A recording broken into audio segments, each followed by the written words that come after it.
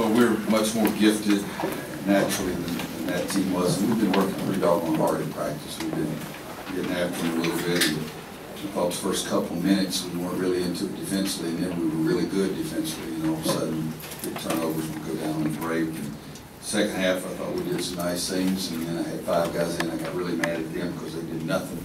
And put 3 starters and Joel and Jackson, I think, in. And then we played 5 straight possessions and only gave up 1 shot. And so, you know, when I did put Nate and Joel and Theo and Isaiah and Des back in, and they did a great job as well. But again, we're more gifted, and, but we did some good things as well. I loved our effort. We're tired of playing against each other, so it was good to play against somebody else.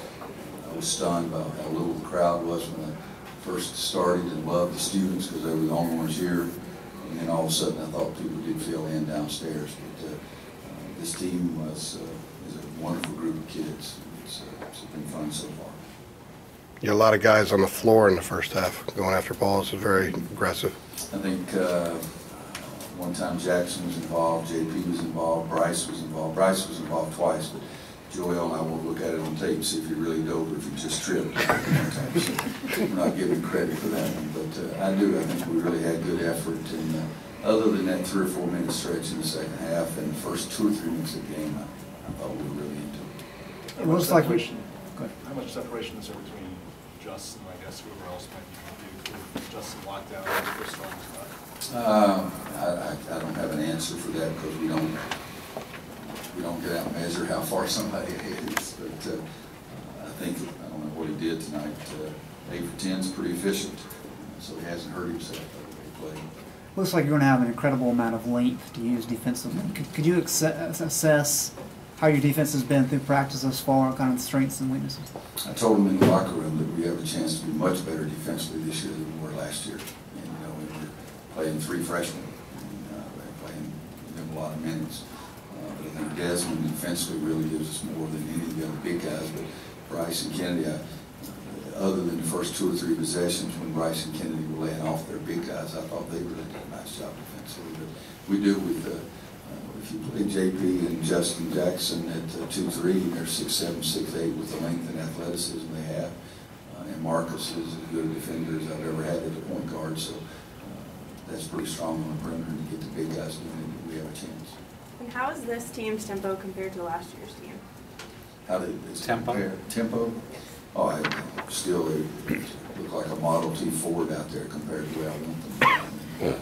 The reason I took those guys, we had Nate and Joel out there, and they look like pedestrians. For such reason, that's one of the things I jumped on about. We need to run harder. Got to get our big guys running more, but it's nowhere near where I want it to be. But I think we're going to get there. Kennedy said 2 weeks ago that his brain was still trying to adjust to his body, sort of get in sync some. Is he making pretty good progress in that respect? I thought it was a cool quote. Only Kennedy. Please, he was arranged to take what I tell him and take that and make his feet and his hands and his rest of his body do what the crap I tell him to do, and then he wouldn't have to worry about being in sync. just the brain adjusting to the different body because he was so used to playing with a lot of extra weight for so long. Yeah, you know, I told him, I said he's done a great job on his body, and now he's got to understand who he is.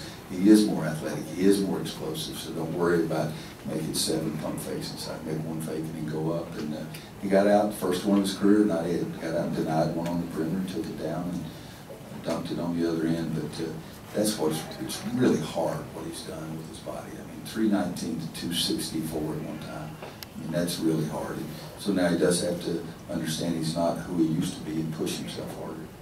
Justin does look like he's been here a while longer than he has. What are you most happy with him or what impresses you? He has a knack for the ball finding his hands. I mean, we shot it 3 times at one point in the first half, and then all of a sudden the ball dropped down him 2 feet. He made the shot. We missed it 3 times in a row, I think. But he's working hard defensively, trying to become a better defensive player. He's naturally an instinctive basketball player that makes the right pass. He's going to be a good shooter. He hadn't really shown the range that he really has, except in is either the opening night practice, or maybe made 2 threes in the first exhibition. But he's going to be a very good shooter for us. But he's a kid that understands that he's got to keep working, and that's helpful. JP had 6 assists tonight. What about him makes him such an effective passer? 6 assists and 0 turnovers, if I'm not mistaken. So that's even better because I talk to him all the time. He has the best eyes of any guy on our team right now about seeing things, but sometimes he fails to see the defensive player. It's like a bad quarterback throwing in traffic all the time. But he made the easy play every single time tonight, and it worked. You know, last year I was worried sick about him turning it over, and he had a pretty doggone good assist-to-error ratio, and I told him he should have an even better one this year because he's more experienced. But one time early in the first half, he had a 3 that he could have shot, and he moved it 3 or 4 more passes, and ended up getting a layup and foul inside. So he's understanding that a heck of a lot more too. Anybody else? It seems like there was a bit of a competition between JP and Theo for who takes the highlight reel. Do you see any competition between them, or what their relationship is? Well, they have a great relationship. They both talk too much. They're both very athletic. JP's drive in the first half was pretty impressive. The thing in the second half where he does the 360 spin, I've seen him do that, but the amount of ground that he covered and the one in the first half on the far end was impressive. They both are athletic. They both can dunk it, and Theo gets so excited when he dunks it. You know, but shoot, I did too.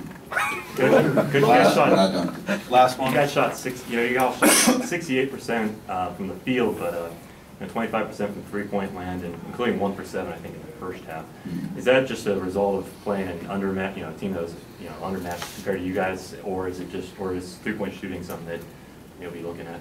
No, I'm always going to be worried about our shooting. I've said that every day. You know, we haven't been a great shooting team. That's the reason we've got to be a great rebounding team. But in the first half, Joel Berry shot a 3 across from the other team's bench. It went all the way in and came back out. Marcus missed one from the corner that I thought was going in. Theo was 0 for 3 or 0 for 4, but every one of them looked good. So I like the shot selection of threes, and we're working hard on our shooting and trying to give the guys confidence, and we realize we got to shoot the ball in the hole. All right, thank you. Coach.